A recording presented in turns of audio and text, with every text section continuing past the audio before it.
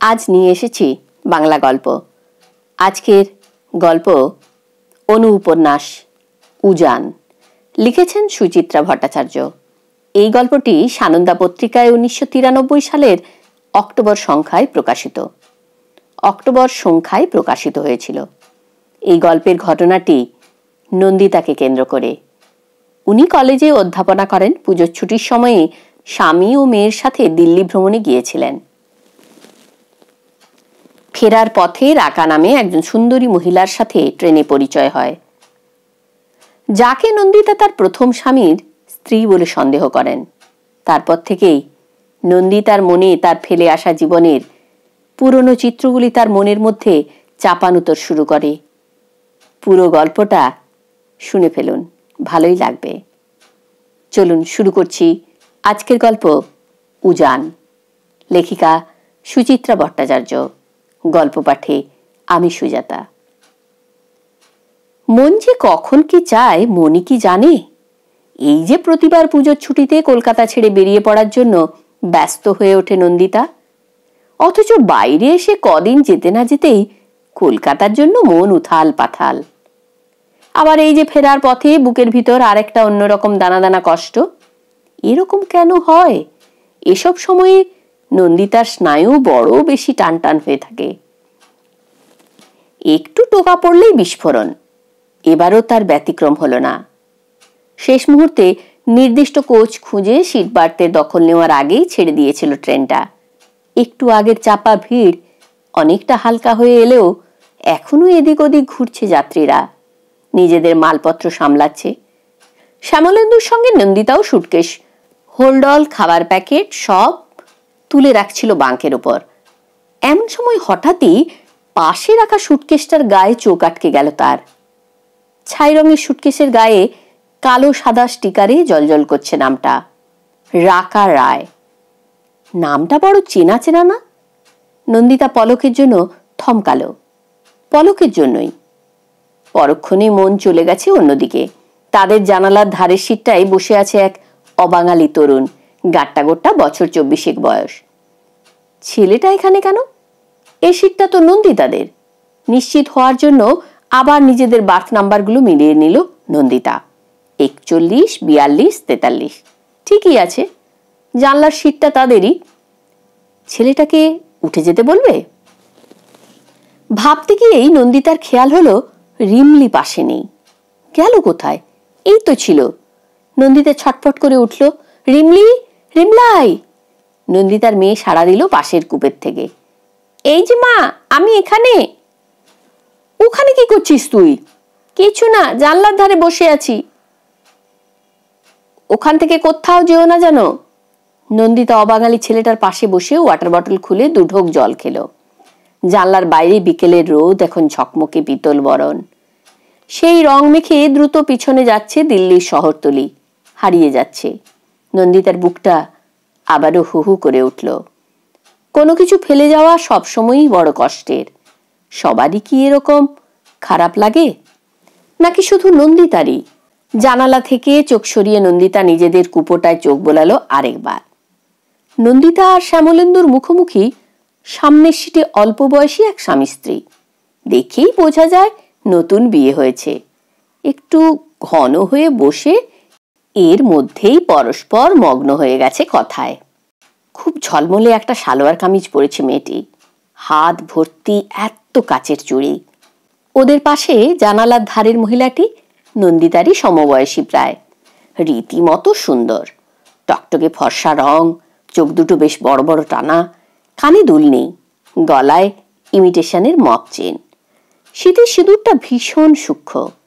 হাতের সরু সরু শাখা পলা বলে দেয় ভদ্রমহিলা বাঙালি। ইনি কি রাকা রায়, নাকি অন্য মেয়েটি?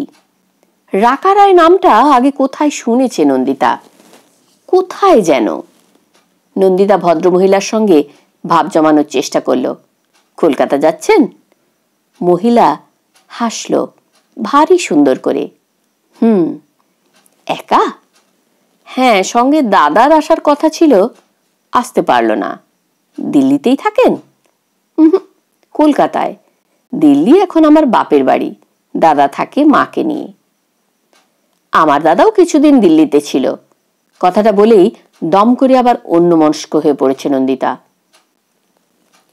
দাদার সঙ্গে সম্পর্কটাই হঠাৎ কেমন চিড় খেয়ে গেল। অথচ একসময় তাকে কি ভালোই না বাসত দাদা। সেও তো একটা বয়স অবধি দাদাই তো নন্দিতার একমাত্র আইডল। কেন এমন হয়? ভাই বোনের সম্পর্ক ছিঁড়ে যায় বিশ্রীভাবে, নাকি সব সম্পর্কের বেলাতেই নিয়ম এক? স্বার্থ এসে পড়লে সব সম্পর্কেই ভিত নড়ে যায়। তা সে সম্পর্ক ভাই বোনেরই হোক, কি স্বামী স্ত্রীর, কিংবা বাবা মা ছেলে মেয়ের, অথবা বন্ধুর সঙ্গে বন্ধুর। অবাঙালি যুবক এখন কেমন ভাবে ঝুঁকে বসেছে যে বাইরের পৃথিবীটা প্রায় চোখের আড়াল। নন্দিতার খুব খারাপ লাগলো। কিছু কিছু মানুষ এমন স্বার্থপর হয়, কেমন অন্যের জায়গা জুড়ে নির্বিকার বসে আছে দেখো। সামনের মহিলা মুখ ফিরিয়ে দিব্যি বাতাস মাখছে মুখে। নন্দিতা কনুই দিয়ে আলগা খোঁচা দিল শ্যামলেন্দুকে। ওই ছেলেটাকে উঠে যেতে বলো। শ্যামলেন্দু হাতের কাজ সেরে যথারীতি একটা পেপার ব্যাগ খুললে বসেছে। নন্দিতার কথা প্রথমটা ঠিক মতো ধরতেই পারল না। কাকে? চোখ নেই, দেখতে পাচ্ছ না? বিরক্ত হলেও নন্দিতা বেশ নিচু স্বরেই বলছিল কথাগুলো। জানলার ধারের সিটটা আমাদের। শ্যামলেন্দু পাত্তা দিল না। ও এমনি বসেছে, বসুক না, উঠে যাবে। নন্দিতার গলা উঠল, হ্যাঁ, সবাই তোমার মতো উদার কিনা? আসতে বলো। শ্যামলেন্দু ত্রস্ত চোখে চারপাশটা দেখে নিল। ভাবটা এমন যেন নন্দিতাই লোকটাকে উঠতে বলে কোনো গর্হিত আচরণ করে ফেলেছে। নন্দিতা গুম মেরে গেল। এসব মুহূর্তে তার নিজেকে বড় অসহায় লাগে। শ্যামলেন্দু তার কোনো কথাই সহজে বুঝতে চায় না। এই যে এখন জানালার ধারে বসে প্রচন্ড হাওয়ায় মাখামাখি হয়ে বুক ভরে একটু দম নিতে চাইছে নন্দিতা, এটাও মুখ ফুটে খুলে বলতে হবে, নতুবা শ্যামলেন্দু কিছুই বুঝবে না। কয়েক সেকেন্ড চুপচাপ থেকে নন্দিতা শেষে রিমলিকেই ডাকলো, রিমলি, এবার এদিকে চলে এসো। রিমলি তক্ষুনি দৌড়ে এসেছে। ওদিকের পাঞ্জাবিগুলো কি ভালো বাংলা বলে মা। ছি, নন্দিতা মেয়েকে শাসন করলো। ও কি কথা ছিরি, আঙ্কেল বলতে পারো না? রিমলি ঢোক গিলল, সরি সরি আঙ্কেল, ওই আঙ্কেলরাও না কলকাতাতেই থাকে মা। ঠিক আছে। আঙুল চালিয়ে মেয়ের চুল ঠিক করে দিল নন্দিতা। এবারে এখানে বসো। ওখানে আমি জানালার ধারে বসেছিলাম। উফ। নন্দিতা আর চোখে শ্যামলেন্দুর দিকে তাকিয়ে নিল। মেয়েকে বলল, এখন এখানেই বসো। না, আমি জানলার ধারে বসবো। তোমার বাবাকে বলো। জানলা দখলকারী যুবক রিমলির দিকে হাসি হাসি মুখে তাকিয়ে থাকলেও নিঘাত একবর্ণ ভাষা বুঝছে না। না হলে একটু লজ্জা তো পেত নিশ্চয়ই। ও মা, আমি কি জানি, বললাম না বাবাকে বলো। সামনের জানলায় বসা মহিলা হুট করে বলে বসলো, তুমি এখানে বসবে, এসো এসো। রিমলি মাথা নাড়ল। দূর, ওদিকে হাওয়া নেই, ওটা তো উল্টো দিক। নন্দিতারও ইচ্ছে নেই মেয়েকে সোজাসুজি হাওয়ায় বসতে দেওয়ার, তবু চুপ সে। রিমলি শ্যামলেন্দুকে ঠেলা দিল। বাবা, ও বাবা। শ্যামলেন্দুকে বই বন্ধ করতেই হলো। নন্দিতার দিকে তাকিয়ে হতাশভাবে মাথা নেড়ে সামনের দিকে ঝুঁকেছে। বিনীত গলায় বলছে, মাফ করনা ভাই সাহব, ये सीट शायद हमारा है, मैं कानपुर में ही उतर जाऊंगा। শ্যামলেন্দু পাছি বিগলিত হয়ে পড়ে নন্দিতা তাড়াতাড়ি হাল ধরে নিল। हमारा लड़की वहां बैठेगी, आप दूसरा कोई जगह ढूंढ लीजिए। श्यामलेंदु बोले उठलो, नहीं नहीं, आप इधर भी बैठ सकते हैं। नहीं ठीक है, आप लोग आराम से बैठिए। নন্দিতার কথার রুক্ষতায় ছেলেটি আহত হয়েছে বোঝা যায়। নন্দিতার ইচ্ছে হলো ছেলেটিকে নিজে একবার বসতে বলে, পারল না। আরো মেজাজটা খারাপ হয়ে গেল তাতে। মাঝে মাঝে কি যে হয়ে যায় তার, লাগাম টেনেও মনের রাশ ধরতে পারে না। সামনের ওই দম্পতি, ওই হাসিমুখ মহিলা নিশ্চয়ই তাকে খুব দুর্মুখ ভাবছে। ইস, রিমলি জানলার ধারে বাবু হয়ে বসে গল্প জুড়েছে সামনের মহিলার সঙ্গে। তুমি একা একাই যাচ্ছ, তোমার বুঝি ভয় করে না? আমাকে মা একা একা কোথাও যেতে দেয় না, মা খুব ভীতু। নন্দিতা কথা বলে সহজ করতে চাইল নিজেকে। মেয়ের কথা শুনেছেন, সব সময়ে এরকম পাকা পাকা কথা বলে, পাকা পাকা কোথায়, বেশ মিষ্টি তো। মিষ্টি না ছাই, একটু পরেই আপনাকে পাগল করে ছাড়বে। না না, পাগল করবে কেন? মহিলা হাত বাড়িয়ে গাল টিপে দিল রিমলিন। চকোলেট খাবে বলেই উঠে দাঁড়িয়ে বাঁক থেকে সুটকেস নামালো, রাকা রায় লেখা সুটকেসটা। নন্দিতা থমকেছে নতুন করে। এই তবে রাকা রায়? রাকা রায় কার নাম? রানুদির জায়ের নাম? সিদ্ধার্থর বউয়ের নাম?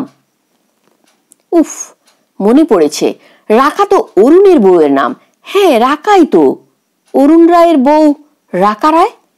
নন্দিতার ভুরুতে ভাঁজ পড়ল। এই রাকা রায় কি সেই রাকা রায়? দূর, তার দিল্লিতে বাপের বাড়ি হতে যাবে কেন? নন্দিতা যতদূর শুনেছে, অরুণ যাকে বিয়ে করেছে সে শ্যামবাজারের মেয়ে। সুমিতা সেরকমই রিপোর্ট দিয়েছিল। না না, সে নয়। একই নামে দুটো মেয়ে থাকতেই পারে, তবে সেও তো শুনেছে বেশ সুন্দরী। তা বলে কি এত সুন্দর?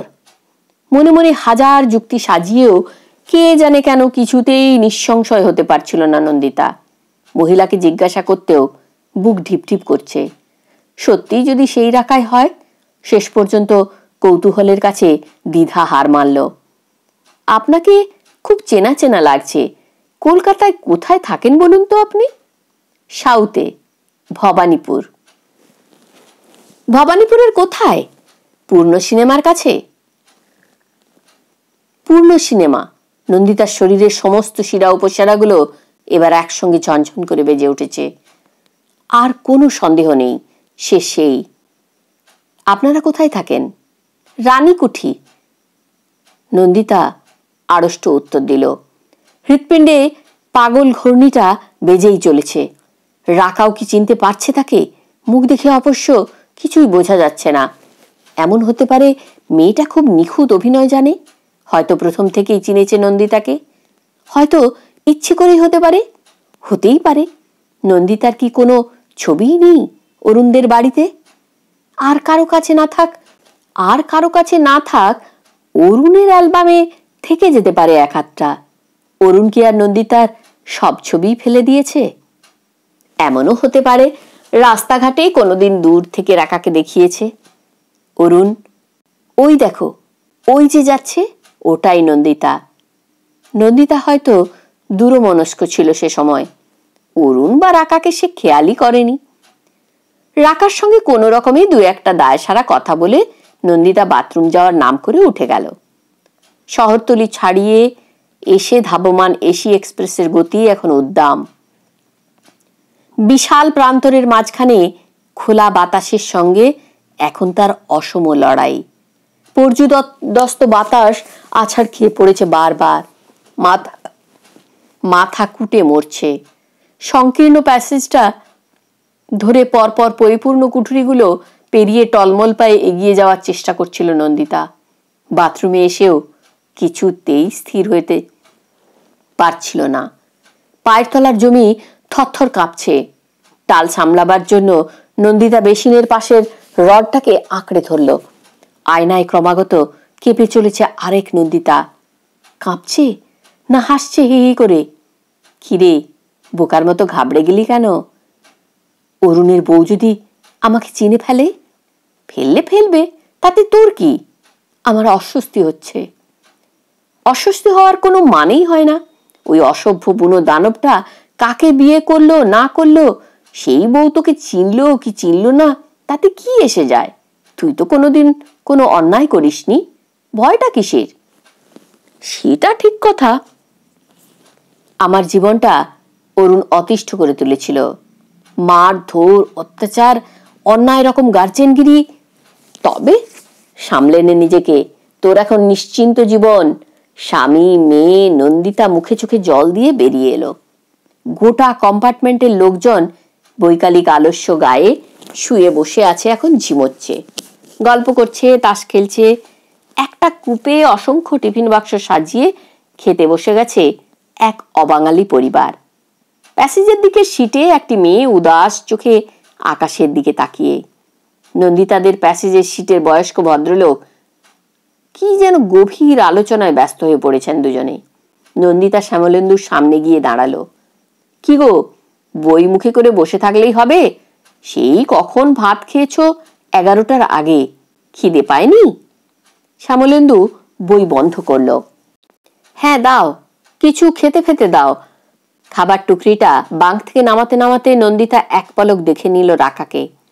রিমলির সঙ্গে বকবক করে চলেছে মেয়েটা। নন্দিতা মেয়েকে বলল, আয় খেয়ে নে আগে।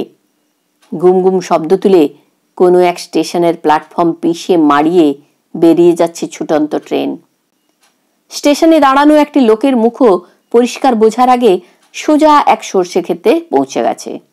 শেষ বিকেলের আলোয় হলুদ ফুলে লালচে আভা। নন্দিতা বুঝতে পারছিল না রাকাকে কিছু খেতে বলার অনুরোধ করাটা উচিত হবে কিনা। নতুন বিয়ে হওয়া ছেলে মেয়ে দুটোর সঙ্গেও তবে ভদ্রতা করতে হয়। ছেলে মেয়ে দুটো দুজন দু জানালার দিকে তাকিয়ে এখন, রাকার চোখও বাইরের হলুদ প্রান্তরের দিকে। রিমলি এক মুখ সন্দেশ নিয়ে সামনের ছেলেটির সঙ্গে ভাব জমানোর চেষ্টা করল। কাকু, ও কাকু, তোমরাও কি কলকাতায় যাচ্ছ? শ্যামলেন্দু বকলো মেয়েকে। ও কি, মুখে খাবার নিয়ে কথা বলছো কেন? কাকুর গায়ে পড়বে যে। রিমলি সঙ্গে সঙ্গে নিজস্ব ওয়াটার বটল মুখে লাগিয়ে জল খেয়ে নিয়েছে। এবার কথা বলি। রিমলির চোখ ঘোরানোর ভঙ্গি দেখে ছেলে মেয়ে দুটো হেসে কুটিপাটি। রাকার শ্যামলেন্দুও। ছেলেটি কাছে টানল রিমলিকে। নাম কি গো তোমার? রিমলি।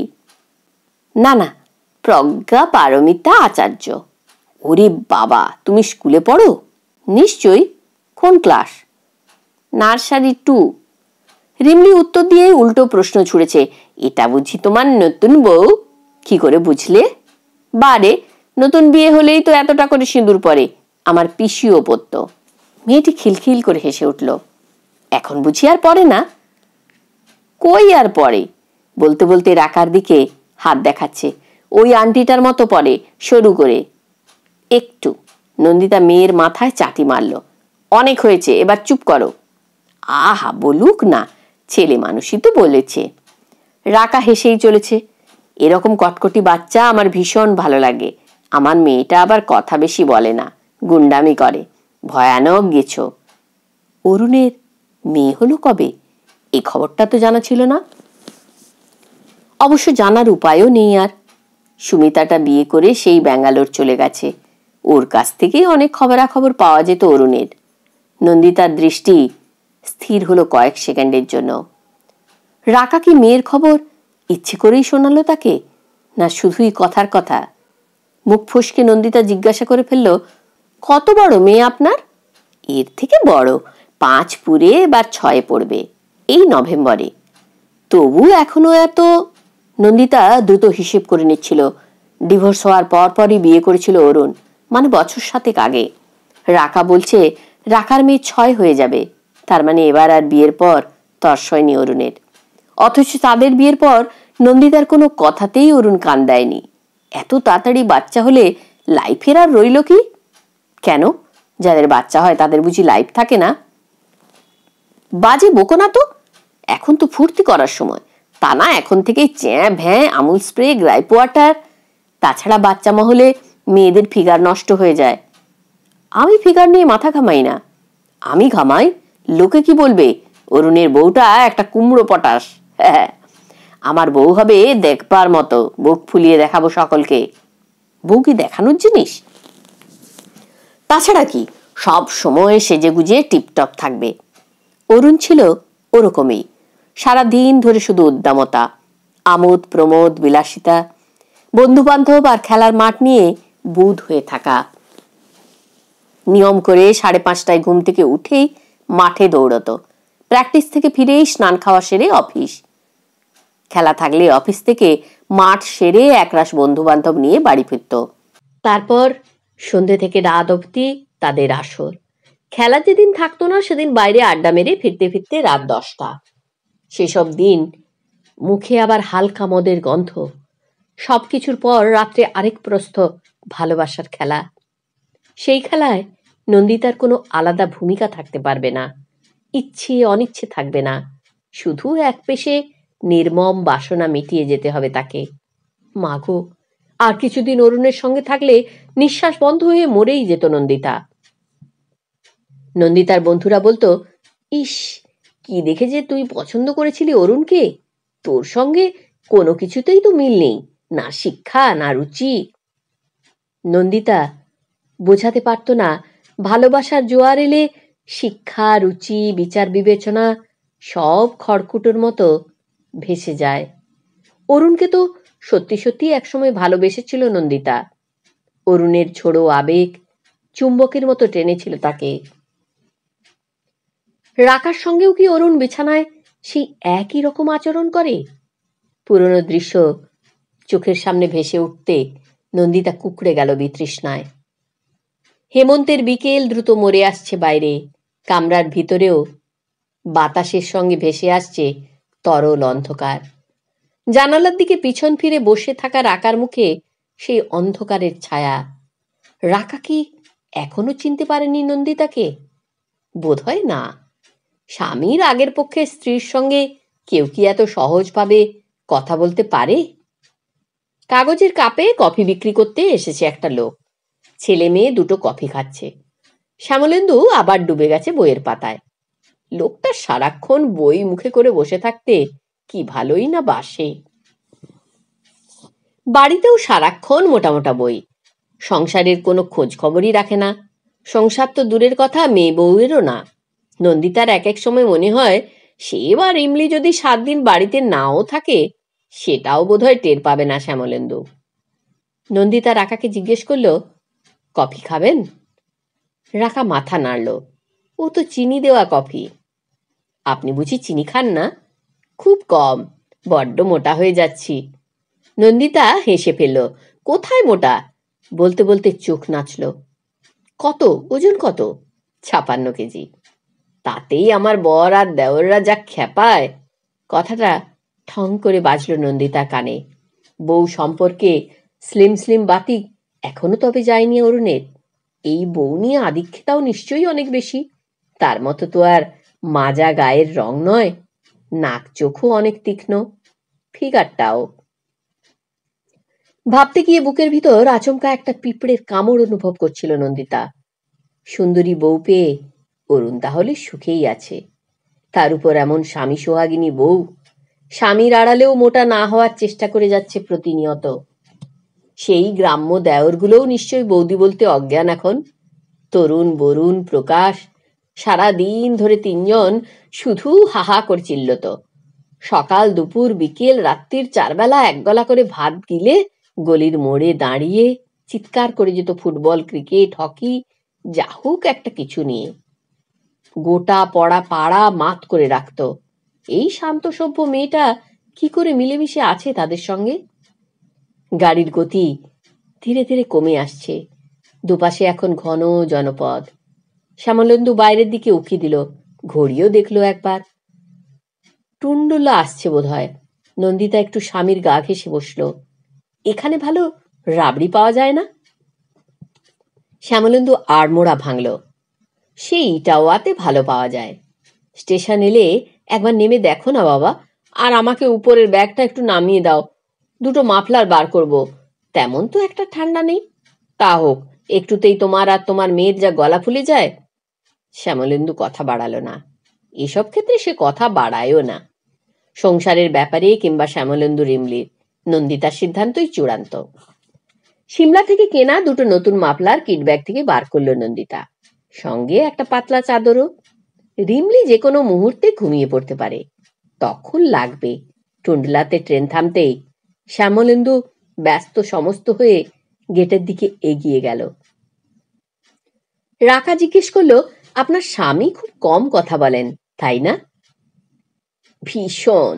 শব্দটা উচ্চারণের সময় হঠাৎই এক ধরনের অহংকার ফুটে উঠল নন্দিতার গলায়।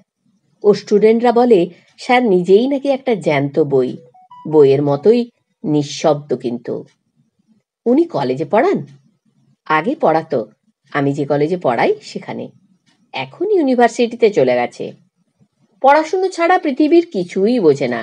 নিজের কানেই নিজের কথাগুলো সুর হয়ে যাচ্ছিল নন্দিতার। সে কি রাকাকে শোনাতে চাইছে কথাগুলো, না নিজেকেই শোনাতে চাইছে?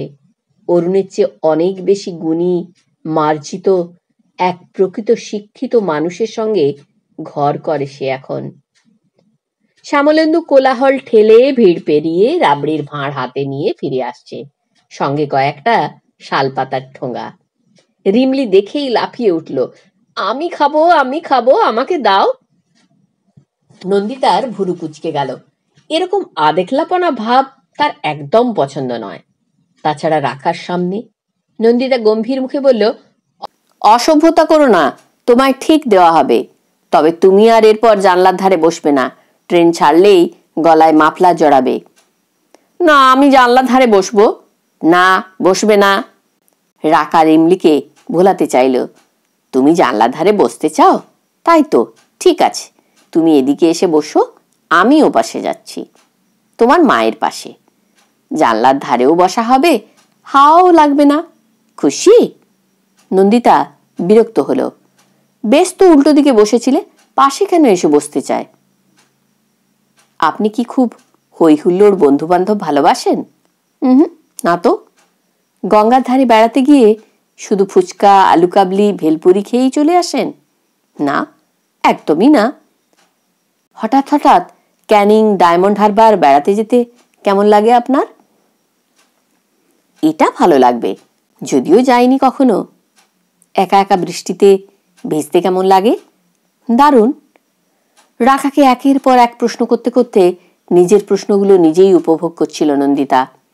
রাখা বুঝতেও পারছে না তার স্বামীর প্রতিটি পছন্দ অপছন্দ এখনো মুখস্থ আছে নন্দিতার। বিয়ের পর প্রথম প্রথম হঠাৎ কোথাও কোনো লক্ষ্য ছাড়াই নন্দিতাকে নিয়ে বেরিয়ে পড়তো অরুণ। শিয়ালদা থেকে ট্রেনে উঠে ক্যানিং কিংবা ডায়মন্ড হারবার। নদীর পাড়ে দাঁড়িয়ে অরুণ নিজের মনেই বেসুরো গলায় গান ধরত। একবার বাসন্তী যাওয়ার পথে ভুটভুটিতে উঠে খুশিতে চুমুই খেয়ে ফেলতে যাচ্ছিল নন্দিতাকে। লোকজন সব হাঁ করে দেখছে, অরুণের ভ্রুক্ষেপ পর্যন্ত নেই। আমার বউকে আমি আদর করব, কার বাবার তাতে কি? ফেরার পথে সেবার ক্যানিং এর মাছের আড়ত থেকে এক গাদা চিংড়ি কিনে ফেলল। সেই চিংড়ি সেই রাতেই রান্না করে খেতে হলো বাড়ির সবাইকে।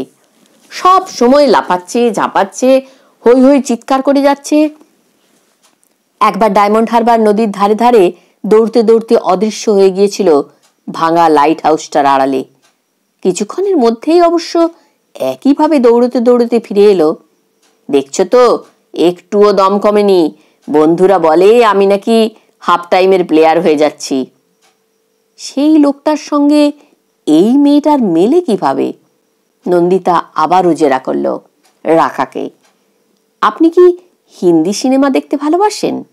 মানে বাজারে যেসব মারপিট নাচা গানার ছবি চলে আর কি। খুব একটা বাসি না, দেখি মাঝে মাঝে। মোগলাই খানা খেতে কেমন লাগে আপনার? খারাপ লাগে না, কিন্তু আপনি আমাকে এসব প্রশ্ন কেন করছেন বলুন তো?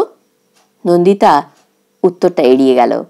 পাশে রাখা অ্যালুমিনিয়াম ফয়েলের প্যাকেট ফাঁক করে রাতের খাবারটা দেখে নিল একবার। ট্রেনের খাবার তার এমনিতেই ভালো লাগে না, আজ তো আরো ইচ্ছে করছে না খেতে। শ্যামলেন্দু খাওয়া শেষ করে আপার বার্তের বিছানায় উঠে গেছে। আজই বোধহয় পেপার ব্যাগটা শেষ না করে ছাড়বে না। সন্ধে নামার মুখে মুখে রিমলি একটু ঘুমিয়ে নিয়েছিল। এখন আর 10টার আগে তার চোখে ঘুম আসবে না। পাশের কূপে 3-4টে ছেলে তাস খেলছে। রিমলি তাদের পাশে গিয়ে বসে আছে। বেরিয়ে ফেরা একদল ছেলের তাস খেলার এখন মুগ্ধ দর্শক সে। ছেলেগুলো খেলার থেকে হই হল্লাতেই বেশি আগ্রহী। মাঝে মাঝে হিন্দি গানের কলি গেয়ে উঠছে 2-1 জন। নন্দিতাদের কূপের ছেলে মেয়ে দুটো নিচু গলায় কথা বলতে বলতে ফিক ফিক করে হাসছে। রাকা মোড়ক খুলে রুটি বার করলো। বললেন না তো, ওসব প্রশ্ন করলেন কেন? নন্দিতা আলতো হাসলো। ট্রেনে আলাপ হলো, বন্ধুত্ব হলো, বন্ধুর কি ভালো লাগে না লাগে জানতে নেই? রাকার মুখ দেখে স্পষ্ট বোঝা যায় সে নন্দিতার কথা বিশ্বাস করেনি। বিশ্বাস করানোর দায়ও নেই নন্দিতার। তার শুধু অবাক লাগছে, মেয়েটা তাকে দেখে একদমই চিনতে পারল না। আশ্চর্য, নন্দিতার তবে আর একটা ছবিও নেই অরুণদের বাড়িতে? ও বাড়ি ছাড়ার সময় নন্দিতা তার বেশিরভাগ ছবি নিয়ে এসেছিল, হানিমুনের ছবিগুলো। তবু একটাও কি? অরুণ তাকে তবে পুরোপুরি মুছে ফেলেছে জীবন থেকে, কোনো স্মৃতিচিহ্নই রাখেনি? নন্দিতার বুকটা টনটন করে উঠল। খাবারগুলো আরো বিস্বাদ এই মুহূর্তে।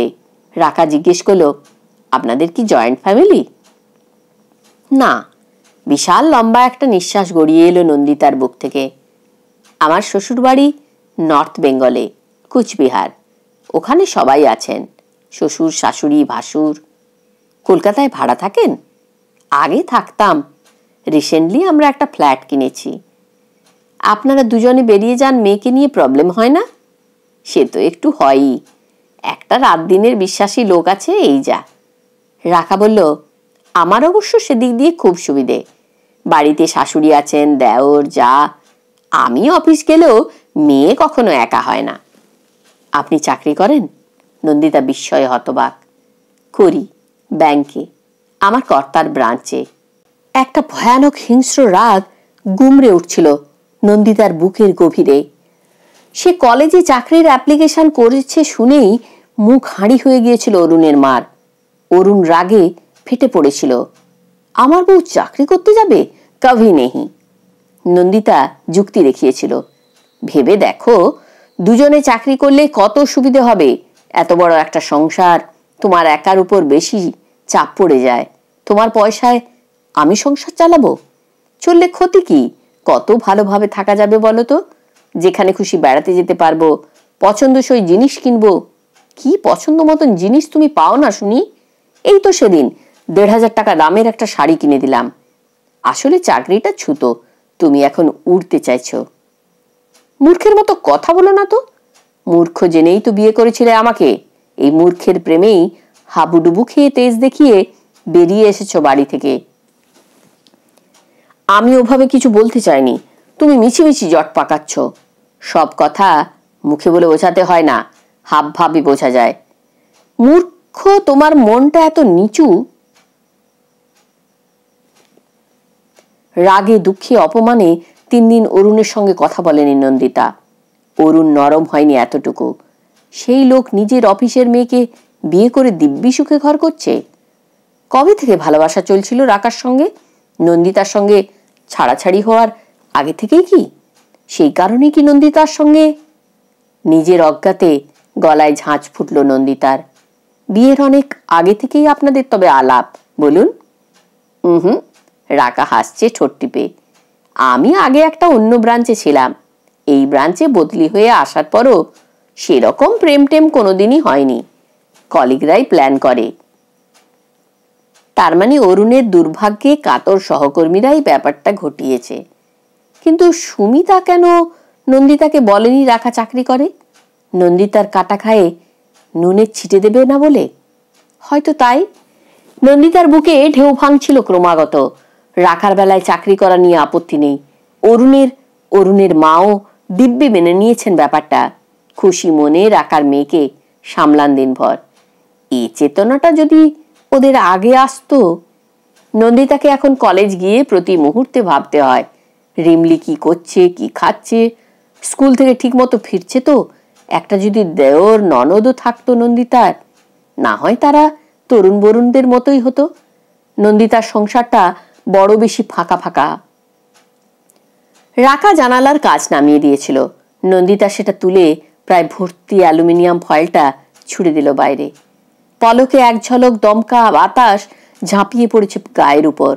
নন্দিতা জানালাটা বন্ধ করে দিল। বেসিনি হাত ধোয়ার জন্য যেতে গিয়ে রিমলির উপর চড়াও হলো। কিরে, তুই ঘুমোবি না? দেখো না, এই কাকুটা আমাকে কিছুতেই যেতে দিচ্ছে না। ছেলেগুলো হেসে উঠল। একজন বলল, এই মিষ্টি মেয়েটা হাত ছোঁয়ালেই যা দারুণ দারুণ তাস উঠছে না বৌদি। আরেকজন বলল, বসুন না বৌদি, তাস খেলা নন্দিতার চক্ষের বিষ। ছেলেগুলোর আহ্লাদেপনা মোটেই পছন্দ হলো না তার। 9টা বেজে গেছে, রিমলি এবার ঘুমোবে, চলো। রিমলিকে বাথরুম টাথরুম করিয়ে নিয়ে এসে নন্দিতা দেখল শ্যামলেন্দু নিচে নেমে সিগারেট ধরিয়েছে। কি সব কথা বলছে রাকার সঙ্গে। নন্দিতার শরীরটা ছ্যাত করে উঠল। কি আলোচনা হচ্ছে দুজনের? রাকা নন্দিতাকে দেখে বলল, আমার এক জামাইবাবু ক্যালকাটা ইউনিভার্সিটিতে আছেন, ওকে জিজ্ঞেস করছিলাম চেনেন কিনা। নন্দিতা শ্যামলেন্দুর দিকে তাকালো। তুমি নেমে এলে যে, বই শেষ? শ্যামলেন্দু ঠোঁট উল্টালো। আলোটা বড় কম, চোখে লাগছে। নন্দিতাদের শোয়ার তোড়জোড় দেখে নতুন বরবউ দুজন ঈষৎ সন্ত্রস্ত। রাকাও যদি শুয়ে পড়তে চায় তাদের উঠে যেতে হবে নিজেদের বাড়তে। দুজনেরই মনে হয় বেশ অনিচ্ছা তাতে। শ্যামলদের সঙ্গে বিয়ের পর প্রথমবার বাড়িতে ফেরার সময় দারুণ ভিড় ট্রেনে উঠতে হয়েছিল আগ্রা থেকে। ট্রেনে উঠেই উসখুস করছিল শ্যামলেন্দু। নন্দিতার মনে হয়েছিল একটু বোধহয় পাশে আসতে চাইছে মানুষটা। ও মা, প্রথম সুযোগেই একটা বাঙ্ক খালি পেয়ে শটান শুয়ে পড়ল তাতে। নিচে সারা রাত ঠায় বসে নন্দিতা। পরে বুঝেছে ওই উদাসীন মানুষটার পক্ষে সেটাই স্বাভাবিক আচরণ। না হলে ওভাবে কোনো মেয়েকে বিয়ের প্রস্তাব দেয় কেউ পরীক্ষার হলে গার্ড দিতে দিতে? ডিভোর্সের পর বাপের বাড়িতে থাকাটা তখন প্রায় অসহ্য হয়ে উঠেছে নন্দিতার। দাদা বৌদির সঙ্গে সম্পর্ক তিক্ততম পর্যায়ে। একবার বিয়ে হয়ে গেলে মেয়েদের জন্য বাপের বাড়ির চৌকাঠ যে কত উঁচু হয়ে যায় প্রতি পলে তখন নন্দিতা টের পাচ্ছে। একলা থাকার জন্য একটা বাড়ি বা হস্টেল খুঁজে খুঁজে হননি, কিন্তু একা মেয়েকে কে দেয় বাড়ি? পেইং গেস্ট থাকতে চাইলেও সহস্র জেরার মুখোমুখি হতে হয়। লেডিজ হোস্টেলের সংখ্যা বড়ই অপ্রতুল। এমন একটা সময়ে চিন্তায় চিন্তায় পাগল নন্দিতা পরীক্ষার হলে শ্যামলেন্দুর গলা শুনেছিল। ম্যাডামকে খুব ডিপ্রেস লাগছে যেন। নন্দিতা উত্তেজনার মাথায় বলে ফেলেছিল, একটা বাড়ি খুঁজে দিতে পারেন? হস্টেল ফস্টেল? কার জন্য? আমার জন্য। বাড়িতে ভীষণ প্রবলেম হচ্ছে। দাদা বৌদি বলতে গিয়ে নন্দিতার সম্বিত ফিরেছিল। না মানে ওদের একটু অসুবিধে। শ্যামলেন্দু চিন্তিত মুখে উঠে গিয়েছিল চেয়ার থেকে।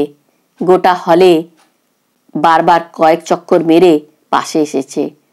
আপনি আমার ফ্ল্যাট শেয়ার করতে পারেন, আমার এক্সট্রা ঘরও আছে, একা থাকি। নন্দিতা স্তম্ভিত। লোকটা কি পাগল না বদমাইশ? ডিভোর্সি মেয়েদের অনেক রকম অশোভন প্রস্তাব শুনতে হয় অনেক সময়। তা বলে শ্যামলেন্দু বলবে, যার কিনা সভ্য ভদ্র মার্জিত পণ্ডিত বলে এত সুনাম কলেজে, যাকে একটু আগেও শ্রদ্ধার চোখে দেখেছে নন্দিতা? আপনি কি বলছেন আপনি জানেন? জানি, জানি বলেই বলছি। আপনার মানসিক অসুবিধে না থাকলে আমরা বিয়েও করে নিতে পারি। নন্দিতা দপ করে জ্বলে উঠেছিল। আপনার সঙ্গে কথা বলতে যাওয়াটাই ভুল হয়েছে। দুদিন পরে করিডোরে তাকে একা পেয়ে আবার শ্যামলেন্দু বলেছিল, আমার প্রপোজালটা ভেবে দেখেছ? নন্দিতার চোয়াল কঠিন। আপনি থেকে সোজাসুজি তুমি? একবার মনে হয়েছিল যাচ্ছে তাই ভাবে অপমান করে দেয়, কিন্তু শ্যামলেন্দুর মধ্যে এমন এক ব্যক্তিত্ব আছে যা খারাপ মনে হলেও খারাপ ভাবা যায় না তাকে। শ্যামলেন্দু আবার ধরেছে তাকে। কি হলো, ভেবেছ? না, সময় পাইনি। নন্দিতা একবার ভেবেছিল প্রিন্সিপালের কাছে নালিশ করে শ্যামলেন্দুর নামে। অন্যান্য সহকর্মীদের কাছে শ্যামলেন্দুর মুখোশটা খুলে দেওয়ার কথাও ভেবেছিল একবার। কিছুই করতে পারেনি। নিজের সঙ্গে একা হলেই ওই শান্ত সৌম্য মিতভাষী শ্যামলেন্দু ভেসে উঠেছে মনের পর্দায়। কেন যেন মনে হয়েছে ওই মানুষটাকে বিশ্বাস করা যায়। তবুও দিনের পর দিন তাকে প্রত্যাখ্যান করে গেছে নন্দিতা। শ্যামলেন্দুও হাল ছাড়েনি। শেষে মরিয়া হয়ে নন্দিতা একদিন বলে ফেলেছে, ভালো না বেশে শুধু ঘর শেয়ার করার জন্য একজন আরেকজনকে বিয়ে করতে পারে? শ্যামলেন্দু বিকারহীন। আমি কি একবারও বলেছি আমি তোমাকে ভালোবাসি না? তবু মুখ ফুটে বলেনি, আমি তোমাকে ভালোবাসি, আমি তোমাকে চাই। তোমাকে ছাড়া চাঁদ তারা ফুল পৃথিবী সব বৃথা। নন্দিতা প্রশ্ন ছুড়েছিল, আমার পাস্ট লাইফ সম্পর্কে কিছু জানেন আপনি? না জানার কি আছে, এ কলেজের প্রতিটি ইটকাঠ জানে। তোমার একটা ফুটবলার স্বামী ছিল, সে তোমাকে কিক মেরে গোলপোস্টের বাইরে বের করে দিয়েছে। তার সঙ্গে আমার কি সম্পর্ক? কেন ঝগড়া হয়েছিল জানেন? অনুমান করতে পারি, নিশ্চয়ই বনেনি। আপনার সঙ্গেই যে বনবে তার নিশ্চয়তা কি? ট্রাই করতে দোষ কি? You can start afresh. নন্দিতার মুখ থেকে দুম করে বেরিয়ে গেছে, আমার কিছু শর্ত আছে। জানি, তুমি তোমার মতো থাকবে, আমি আমার মতো। কেউ কারোর ব্যক্তিগত স্বাধীনতায় মাথা গলাবো না, তাই তো? নন্দিতা কেঁদে ফেলেছিল। হৃৎপিণ্ড লাফাতে শুরু করেছিল বেয়াড়া ভাবে। শ্যামলেন্দু কথা রেখেছে অক্ষরে অক্ষরে। তবে কেন যে নন্দিতার মনে হয় শ্যামলেন্দু যদি একটু জোর করেই ঢুকে পড়তো তার ব্যক্তিগত ইচ্ছা অনিচ্ছায়, বেশি ভালো লাগতো তার। শ্যামলেন্দু টয়লেট থেকে রাত্রে পরার পাজামা পাঞ্জাবি পরে চলে এসেছে। সাদা পোশাকে রোগা লম্বাটে চেহারাটা আরো গুরুগম্ভীর। চোখে হাই পাওয়ারের চশমা, চওড়া কপালে ঝকঝকে তামাটে মুখ। নন্দিতার হাতে তোয়ালে ফেরত দিয়ে তরতর করে উঠে গেল উপরের বাড়তে। আর কিন্তু আমাকে ডাকবে না, এক্কেবারে ভরে উঠব। 11টা 11:30টায় কানপুর আসবে। তখন যদি চা খাওয়ার ইচ্ছে হয় কাজ তুলবে, চাওয়ালাকে ডাকবে, আমাকে নয়। নন্দিতা জিজ্ঞেস করলো, এয়ার পিলো নিয়েছো? এয়ার পিলোতে আমার ঘুম হয় না, চাদর মুড়িয়ে বালিশ করে নিচ্ছি। রিমলি নন্দিতার কোলের কাছে ঘুমিয়ে কাদা, জোর করে একবার শোয়াতে পারলে ঘুম আসতে দেরি হয় না মেয়ের। নন্দিতা রাকাকে বলল, এই হচ্ছে মেয়ে, এই হচ্ছে বাবা, পুরো কুম্ভকর্ণ ফ্যামিলি। রাকা হাসল। যাই বলুন, আপনার হাজবেন্ড কিন্তু দারুণ হ্যান্ডসাম। কথাটা শুনতে ভালো লাগলেও নন্দিতা তেমন খুশি হতে পারল না। অরুণ অনেক বেশি ম্যানলি ছিল। কৃষ্ণপক্ষে গাছপালা, ক্ষেত, নদী সবকিছুর উপর এক ছায়ার আস্তরণ দেখতে পায় নন্দিতা। চাঁদের আলো থাকলেও জ্যোৎস্নার মায়াবী আনন্দ যেন হালকা কালো পর্দায় ঢেকে রেখেছে কোনো অদৃশ্য জাদুকর। আধার মাখা কাঁচের মধ্যে দিয়ে দূরের এক আধটা বাড়ির টিমটিমে আলো হঠাৎ হঠাৎ মাটির বুকে তারার মতো ফুটে উঠেই মিলিয়ে যাচ্ছে। তারপর কাঁচের গায়ে শুধুই নিজের মুখের আবছা প্রতিচ্ছবি। ঘুমন্ত কামরার মৃদু আলোয় নিজের সেই প্রতিচ্ছবিকেও কেমন অলৌকিক মনে হচ্ছিল নন্দিতার। রহস্যময়। কে সে? কি চেয়েছিল এতদিন ধরে? এখন কি চায়? কেন ওই সামনে শুয়ে থাকা মেয়েটাকে দেখে এত চঞ্চল হয়ে পড়েছে সে? তবে কি? রাকা পাশ ফিরল সামান্য, বন্ধ চোখ খুলেছে। ঘুমোবেন না? ট্রেনে আমার ঘুম আসে না, বসে বসেই ঢুলে নিই একটু। আমারও আসে না। তাহলে শুয়ে রয়েছেন কেন? এদিকে এসে বসুন, গল্প করি। রাকার চোখ ছলছল করে উঠল। মেয়েটার কথা মনে পড়ছে। কতদিন দেখিনি মেয়েটাকে। মার অসুখ শুনে হুড়মুড় করে বেরিয়ে পড়লাম। কবে এসেছিলেন দিল্লিতে? সেই 1 অক্টোবর স্টার্ট করেছিলাম, আজ 21। মেয়েকে সঙ্গে নিয়ে এলেই তো পারতেন। মাথা খারাপ? মেয়ের বাবা মেয়ে ছাড়া একদিনও থাকতে পারে না। মেয়েও চোখে হারায় বাবাকে। মার জন্য অত কান্নাকাটি নেই, ছোট্ট থেকেই। রাকা ফোঁস করে শ্বাস ফেলল। শুধু তার বাবা কেন, ঠাকুমা কাকারাও এমন ভাবে সারাদিন আগলে রাখে, ওদের ছেড়ে মেয়ে কোথাও গিয়ে থাকতেই পারে না। নন্দিতা সন্তর্পণে ঠাট্টা ছুড়ল এবার। মেয়ের মাকে বুঝি তার বাবা চোখে হারান না? রাকা হেসে ফেলল। প্রথম প্রথম হারাতো, মেয়ে হয়ে গেলে মায়েদের কি আর সে দর থাকে? রাকার স্বর বলছে, রাকারও কোথাও একটা গোপন কষ্ট আছে। কি সেটা? নন্দিতা খুব সাবধানে প্রশ্ন ভাজল। আপনার বর কেমন? আমার বরের মতো গোমড়ামুখো না হাসি খুশি? মন ভালো থাকলে হাসি খুশি, মন বিগড়লে গোমড়া। আপনার সঙ্গে যখন প্রথম পরিচয় হয় তখন কেমন ছিলেন? সব ছেলেই যেমন থাকে, খুব লাইভলি। রাকার গলা কি একটু কেঁপে গেল? উত্তর দিতে একটু বেশি সময় নিল? নন্দিতা ঠিক বুঝতে পারল না। সে জানতে চেষ্টা করছিল কত তাড়াতাড়ি তাকে ভুলেছে অরুণ। একেবারেই কি ভুলে গেছে? একসময় অরুণ যে তাকে সাংঘাতিক ভালোবাসত, তাতে তো কোনো সন্দেহই নেই। একটু পাশবিক, একটু উগ্র, এই যা। সেই অরুণ দিব্যি অন্য একটা মেয়ের প্রেমে হাবুডুবু খেয়েছে, এ কথা কি করে বিশ্বাস করে নন্দিতা? রাকা নির্ঘাত চেপে যাচ্ছে। হয়তো অরুণের বিষণ্ণ মুখটাই তাকে আকৃষ্ট করেছিল বেশি। হয়তো অরুণের অতীত যন্ত্রণায় পথ করে দিয়েছিল মসৃণ প্রেমের। হয়তো কেন, নিশ্চয়ই তাই। নিজের মনে অরুণের নতুন করে প্রেমে পড়ার যুক্তিগুলোকে সাজাতে পেরে এক ধরনের তৃপ্তি পাচ্ছিল নন্দিতা। শ্যামলেন্দু বলতো, নন্দিতা যদি তাদের বিয়েটাকে ম্যারেজ অফ লাভ না বলতে পারে, ম্যারেজ অফ কনভিনিয়েন্স বলতে আপত্তি কি? নন্দিতা আর শ্যামলেন্দুর বিয়ের সংজ্ঞা যদি তাই হয়, রাকা অরুণের বিয়েটাকে কি বলা যায়? ম্যারেজ আউট অফ সিম্প্যাথি না ম্যারেজ অফ ফিজিক্যাল নিড? গুম গুম শব্দে ট্রেনটা একটা ব্রিজ পার হচ্ছে। নিশুত রাতে নদী পেরোনোর এই শব্দটা বড় বেশি প্রকট হয়। রাকা উঠে এসেছে নন্দিতার পাশে, গায়ে একটা পাতলা চাদর জড়িয়ে নিয়েছে। নন্দিতারও শীত শীত করছিল। কোন অদেখা ফাঁক ফোকর দিয়ে যে ছুরির ফলার মতো তীক্ষ্ণ বাতাস আনা দেয় রাতের ট্রেনে কে জানে। রিমলিটাও ঠান্ডায় কুকড়ে গেছে। নন্দিতা মেয়ের গায়ে কম্বল ঢেকে দিল ভালো করে। অনেকক্ষণ পর কথা বলল, আপনার মেয়ের কোন স্কুল? South point. আপনার মেয়ে? আপাতত পাড়ার একটা নার্সারিতে, দেখি এরপর ওয়ানে কোথায় ভর্তি করা যায়। আজকাল ভালো স্কুলে ভর্তি করার যা ঝামেলা। ঝামেলা বলে ঝামেলা, আমার মেয়েকে যে কি করে। অবশ্য সব হ্যাপা আমার কর্তাই সামলেছে। সেই রাত থেকে লাইন দিয়ে ফর্ম আনা, অফিস কামাই করে মেয়েকে পড়ানো, কাকে সব ধরে টরে অনেক কাঠখড় পুড়িয়ে মেয়েকে ভালো স্কুলে দেওয়ার জন্য তোর ঘুম চলে গেছিল। নন্দিতার বুক ফাঁকা হয়ে গেল। রিমলির লেখাপড়া নিয়ে শ্যামলেন্দুর বিন্দুমাত্র মাথা ব্যথা নেই। কিছু বলতে গেলে হেসে উড়িয়ে দেয়।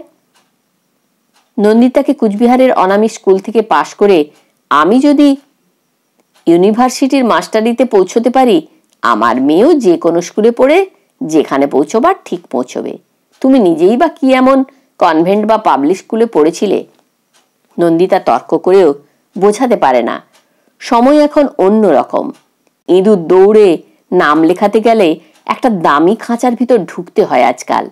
বোধহয় কোনো সিগনালে ট্রেনের গতি সামান্য কমেছিল, আবার সশব্দে দৌড়তে শুরু করেছে এক্সপ্রেস।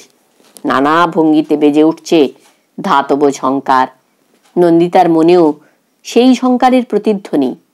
প্রতিধ্বনি নাকি আর্তনাদ?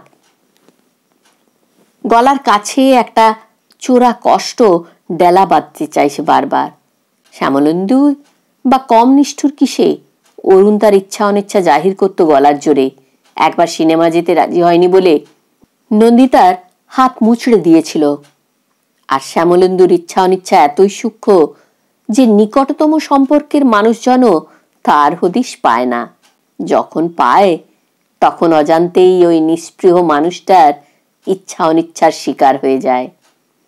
এতদিন সেটা ভালোভাবে বোঝার সুযোগ পায়নি নন্দিতা। আজ যেন হঠাৎই এই রাতের গাড়িতে বসে উত্তেজনাহীন নিরীহ স্বভাব শ্যামলেন্দুর নারীর ঠিকানা পেয়ে যাচ্ছে সে। এই তো এবারই যেমন, এবারই তো সমুদ্রে যেতে চেয়েছিল নন্দিতা। একটি বারও আপত্তি না জানিয়ে মেয়েকে শুধু পাহাড়ের গল্প শোনাতে শুরু করলো শ্যামলেন্দু। সমুদ্রে যাওয়ার কথা উঠতেই মেয়েরও বায়না শুরু, সে বরফের পাহাড় দেখবেই। এখন নন্দিতা বুঝতে পারছে রিমলি নয়, শ্যামলেন্দুই পাহাড়ে যেতে চেয়েছিল। এমন অনেক নিষ্ঠুরতা থাকে যার বিরুদ্ধে চিৎকার করা যায় না, দেওয়ালে মাথা ঠেকা যায় না।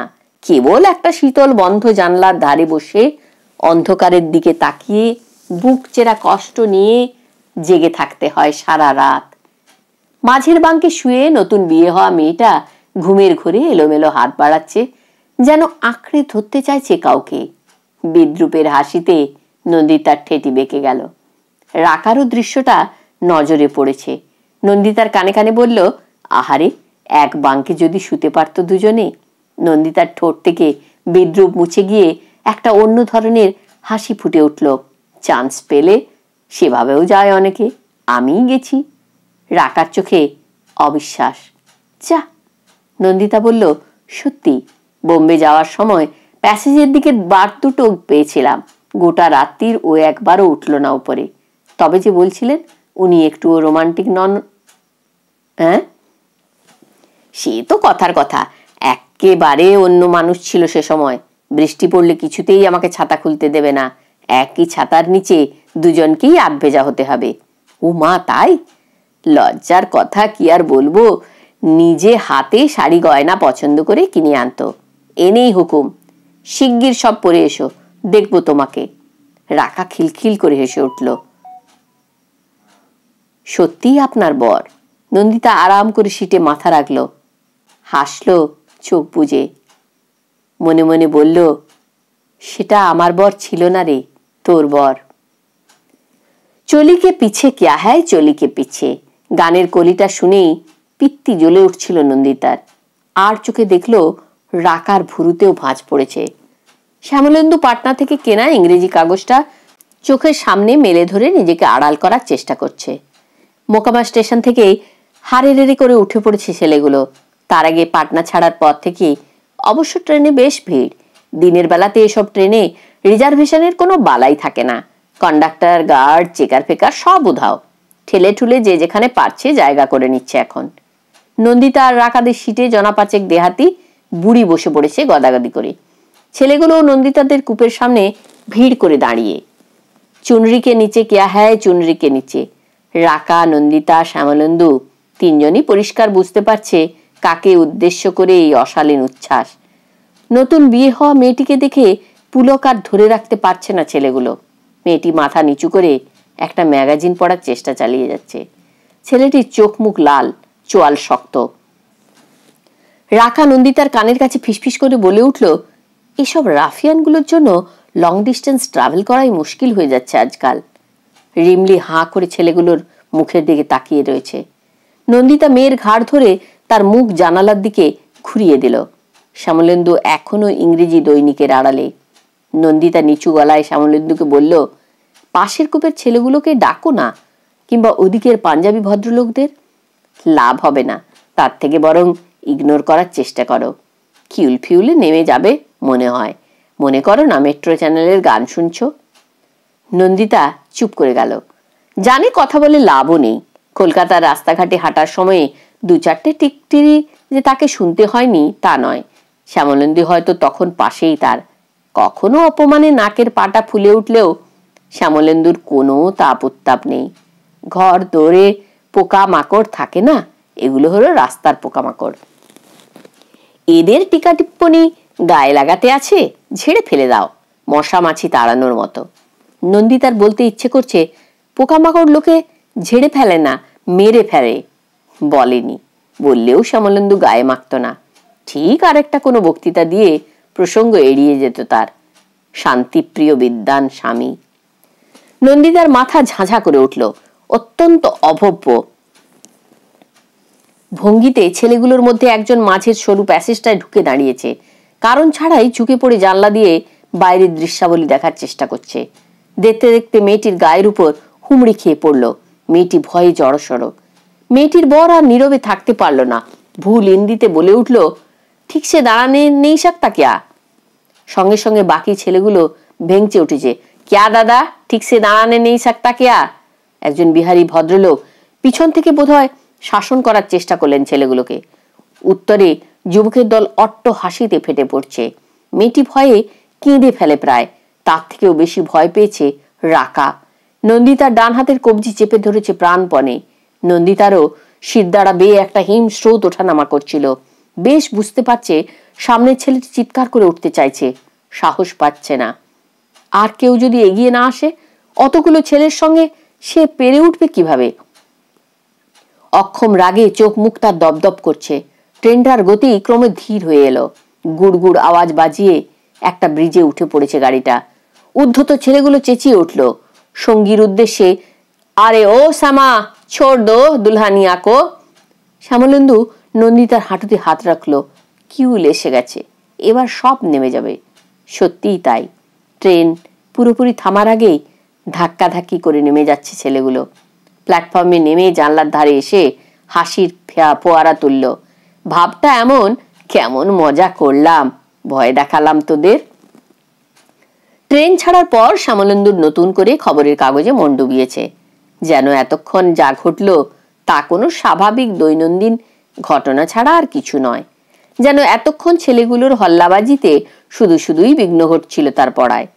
অথচ রিমলি যে রিমলি, সেও বেশ আহত হয়েছে ছেলেগুলোর বেলাল্লাপনায়। মেয়েটিকে সান্ত্বনা দেওয়ার সুরে বলছে, তুমি মন খারাপ করো না আন্টি, দুষ্টু লোকগুলোকে বড় হলে আমি পুলিশে ধরিয়ে দেব। ছেলে মেয়ে দুটো হাসার চেষ্টা করছে। শ্যামলেন্দুর মুখেও মৃদু হাসি। নন্দিতার মাথা গরম হয়ে গেল। হঠাৎই ঝাঁঝিয়ে উঠেছে শ্যামলেন্দুকে। হাসবে না একদম, তখন ভয়ে চুপ করে থাকলে। শ্যামলেন্দুর মুখ থেকে হাসি মুছল না। কি করতে পারতাম বলো, ওরা ওরকমই, পারবে না যখন তখন হাসবেও না। ছেলেটি নিজেকে ঠান্ডা করার জন্যই বোধহয় উঠে গেল সামনে থেকে। মেয়েটি চোখ বুজিয়ে হেলান দিয়েছে সিটে। রাকা অসম্ভব রকম চুপচাপ। নন্দিতা রাকার মুখের দিকে তাকাতে পারছিল না। অরুণ থাকলে এতক্ষণে এই কামরায় যে একটা খুনোখুনি কাণ্ড ঘটে যেত তাতে কোনো সন্দেহই নেই। একবার ক্যানিং লোকালে দুটো ছেলে নন্দিতাকে চোখ মেরেছিল বলে সোজা গিয়ে দুহাতে দুজনার কলার চেপে ধরেছিল অরুণ, কোনো প্রস্তুতির অবকাশ না দিয়েই। প্রচন্ড জোরে ঘুষি মেরেছিল একজনের চোয়ালে, লাথি চালিয়েছিল অন্যজনের পেটে। ছেলে দুটো ছাড়ার পাত্র নয়, মুহূর্তে উল্টো আক্রমণ হেনেছে। অরুণও নাছোড়বান্দা, মারপিট করতে করতে নাক মুখ কেটে রক্ত ঝরেছে, তবু অরুণকে ছাড়াতে পারেনি আর সব প্যাসেঞ্জাররা। অবিরাম চিৎকার করে যাচ্ছিল অরুণ, মেয়েদের হিড়িক দেওয়া, হ্যাঁ শুয়োরের বাচ্চা, তোদের আমি চোখ উবড়ে নেব। লজ্জায় ট্রেনের দেওয়ালে মিলিয়ে যেতে ইচ্ছে করছিল নন্দিতার। এই মুহূর্তে মনে হচ্ছে শ্যামলেন্দুর জন্য ট্রেনের দেওয়াল খোঁজা উচিত। ভাগ্যিস রাকা তাকে চিনতে পারেনি। চিনলে ভাবতো এক কাপুরুষ নপুংসককে বিয়ে করেছে তার স্বামীর আগের পক্ষের বউটা। রাগুক মারুক ধরুক, একটা চনমনে উত্তাপ ছিল অরুণের মধ্যে। শ্যামলেন্দু বড় বেশি শীতল, যান্ত্রিক, ভীতু ধরনের। পড়াশুনোর জগতে নিজেকে স্বেচ্ছাবন্দী করে যেন গোটা সাইবেরিয়া বুকের ভিতর পুরে রেখেছে লোকটা। রাকা বুঝি পড়ে ফেলেছে নন্দিতার মনের ভাবটাকে। নরম গলায় বলে উঠল, ওর উপর অত রেগে যাচ্ছেন কেন? সত্যিই তো উনি একা কি বা করতে পারতেন। দেখলেন না, এত ভদ্রলোক চারিদিকে, কেউ জোর গলায় প্রোটেস্ট করলো না। নন্দিতার মুখ থেকে বেরিয়ে গেল, আপনার স্বামী থাকলে তিনি নিশ্চয়ই চুপ করে বসে থাকতেন না। রাকা বলল, কে জানে, ওর সঙ্গে থাকা অবস্থায় এরকম সিচুয়েশন তো পড়িনি কোনোদিন। নন্দিতা মনে মনে বলল, আমি পড়েছি, আমি জানি অরুণ শ্যামলেন্দু নয়। অরুণের ভিতরে প্রকৃত সাহস আছে, স্ত্রীর প্রতি প্রকৃত ভালোবাসাও। মন যে কি চায়, মন কি তা জানে? এই যে সারাটা সকাল ধরে, সারাটা দুপুর ধরে শ্যামলেন্দুর সঙ্গে ভালো করে কথা বলতে ইচ্ছে করলো না নন্দিতার। সারাক্ষণ ধরে শুধু অরুণের স্মৃতি ঋণ ঋণ করে বেজে চলল অন্তরে। বারবার মনে হলো অরুণের সঙ্গে কোনো তুলনাই চলে না শ্যামলেন্দুর। অরুণ কম শিক্ষিত হয়েও অনেক বেশি সরল, সাহসী, সুন্দর, অনেক বেশি প্রাণ প্রাচুর্যে ভরা। সেই মনই সহসা কেন যে বিরূপ অরুণের উপরে। শ্রীরামপুর ছাড়িয়ে ট্রেনটা আরো এগিয়ে যাওয়ার পর রাকা নিজের মনেই বলে উঠেছিল, 1 ঘন্টার উপর লেট যাচ্ছে গাড়িটা, কে জানে কেউ স্টেশনে থাকবে কিনা। মুহূর্তে নন্দিতার ভুরু জড়ো। কার আসার কথা আছে? আসার কথা তো আমার বরেরই। শ্যামলেন্দু বলল, চিন্তার কি আছে, আমরা তো ভবানীপুরের উপর দিয়েই যাব, তেমন হলে আপনাকে। নন্দিতা নিথর। অরুণ স্টেশনে আসতে পারে শুনেই আতঙ্কে শিথিল হয়ে আসছে তার শরীর। ওই লোকটার সামনাসামনি পড়তে হবে, যে কিনা ঘাড় ধরে নন্দিতাকে বার করে দিয়েছিল বাড়ি থেকে, যে কিনা ডিভোর্সের পরপরই নন্দিতাকে সম্পূর্ণ মুছে ফেলে আরেকটা মেয়েকে নিয়ে সুখের সংসার পেতেছে। রাকা বাথরুমের দিকে যেতেই নন্দিতা হিসহিস করে উঠল। ওর বর আসবে কি আসবে না সেটা ওর ব্যাপার, গায়ে পড়ে উটকো ঝামেলা তোমার ঘাড়ে নেওয়ার দরকার কিসের? বাহ, ভদ্র মহিলার সঙ্গে এত বন্ধুত্ব হয়ে গেল, অবিরাম গল্প করে গেলে, আর ট্রেন থেকে নামার সময় সে উটকো ঝামেলা। নন্দিতা হাতের কাছে ভালো যুক্তি খুঁজে পেল না বলেই নিজের সিদ্ধান্ত জানিয়ে দিল স্পষ্টভাবে, আমি হাওড়া পৌঁছে কারুর জন্য দাঁড়াবো না, তুমি অপেক্ষা করে দেখো ওর স্বামী আসে কিনা, তারপর দরকার হলে পৌঁছে দিয়ে এসো। শ্যামলেন্দু আরো গম্ভীর হয়ে গেল। গোমড়া মুখে সুটকেস হোল্ডল নামাচ্ছে বাঙ্ক থেকে। মুখ দেখে বোঝা যায় নন্দিতার আচরণে যথেষ্ট ক্ষুব্ধ সে। শ্যামলেন্দুর কাছে ছোট হয়ে গিয়ে নন্দিতারও খারাপ লাগছিল। কি করবে, সব মানুষেরই এমন কিছু কথা থাকে যা কাউকে খুলে বলা যায় না, নিজের স্বামী বা স্ত্রীকেও নয়। রাকা বাথরুম থেকে মুখটুক ধুয়ে ফিরে এলো। নন্দিতারা মোটামুটি রেডি নামার জন্য। রিমলি ওয়াটার বটল কোলে করে বকবক করছে সামনে ছেলে মেয়ে দুটোর সঙ্গে। রাকা নিজের সুটকেস মেঝেতে নামালো। কাল রাত থেকে আমি একটা কথা ভাবছিলাম। নন্দিতা জানলা দিয়ে শহরতলি স্কাইলাইন দেখার ভান করছিল। অনিচ্ছা সত্ত্বেও ঘুরে তাকাতে হলো তাকে। কি? কাল আপনি একটা প্রশ্নের উত্তর দেননি কিন্তু। কোন প্রশ্ন? ওই যে আমি কি ভালোবাসি কি বাসি না, কাল ওসব কেন জিজ্ঞাসা করছিলেন? এমনি। নন্দিতা লম্বা শ্বাস ফেলল। স্রেফ কৌতূহল। কৌতূহল মিটল? কি বুঝলেন? সব কি আর কোনোদিন পুরোপুরি বোঝা যায়? সব কৌতূহল মেটে মানুষের? নন্দিতা মুখ হাসি হাসি রাখার চেষ্টা করল। কিছুটা আন্দাজ পেলাম বই কি। রাকা লঘু স্বরে হেসে উঠল। বেশ, আমার বর স্টেশনে এলে আলাপ করিয়ে দেব। ওর সঙ্গে কথা বললে আর একটু আন্দাজ বাড়তেও পারে। মন্থর গতিতে কারশেড পেরিয়ে প্ল্যাটফর্মে ঢুকছে ডাউনের গাড়ি। নন্দিতার নিঃশ্বাস বন্ধ হয়ে এলো। ট্রেন দাঁড়ানোর সঙ্গে সঙ্গে রিমলিকে নিয়ে নন্দিতা আগে ভাগে নেমে পড়েছিল কামরা থেকে, রাকাকে অবাক করে দিয়ে। শ্যামলেন্দুকে মাল নামাতে একটুও সাহায্য না করে নেমেই একটা মোটা থামের আড়ালে লুকিয়েছে নিজেকে। শেষ সন্ধ্যাকালে গোটা স্টেশন চত্বর জুড়ে এখন অফিস ফেরত যাত্রীদের অবিরাম স্রোত। ভরা জোয়ারের মতো সকলেই ঘরে ফেরার জন্য মরিয়া এখন। নন্দিতার হাঁটু দুটো টিপটিপ করছিল। অবাধ্য চোখ বারবার ভিড় মারিয়ে খুঁজছে অরুণকে। অরুণ এসেছে কি আদৌ? হয়তো এসেছে, হয়তো আর সব কোচগুলোতে উঁকি মেরে খুঁজছে বউকে। মানুষ তো এভাবেই আপনজনকে খুঁজে বেড়ায়। শ্যামলেন্দুও কুলির মাথায় মাল চাপিয়ে ব্যস্ত চোখে খুঁজছে নন্দিতাকে। নন্দিতা এক দৌড়ে গিয়ে স্বামীর হাত আঁকড়ে ধরল। তাড়াতাড়ি চলো বলল বটে, তবুও কেন যে বেয়ারা পা দুটো থেমে পড়তে চাইছে নন্দিতার। ফিরে ফিরে চোখ পিছন দিকেই যায়। এক চিলতে দেখা যদি হতোই অরুণের সঙ্গে, ক্ষতি কি হতো? ভাবতে গিয়ে ভাবনা হোঁচট খেয়েছে আচমকা। আশ্চর্য, এ কি বোকামি করলো সে! অরুণ যে এই রাকারই স্বামী তা তো নাও হতে পারে। নন্দিতা একবারও রাকাকে তার স্বামীর নাম জিজ্ঞাসা করেনি, সম্পূর্ণ ঠিকানাটাও। পূর্ণ সিনেমার কাছাকাছি দুজন রাকারায় থাকতেই পারে। নন্দিতার পা দুটো পুরোপুরি নিশ্চল হয়ে গেল। ফিরে গিয়ে দেখবে? থাক, যদি সত্যি সত্যি অরুণই হয়। যদি হয়! ভিড়ের চাপে স্থির হয়ে দাঁড়ানো যাচ্ছে না। একটা বড় সড়ো ধাক্কায় কিছুটা পিছিয়ে গিয়েছিল নন্দিতা। আবারও এক ধাক্কায় বুকটা ধক করে উঠেছে। শ্যামলেন্দু বা রিমলি কেউ আর নেই চোখের নাগালে। দুজনেই ভিড়ে হারিয়ে গেছে।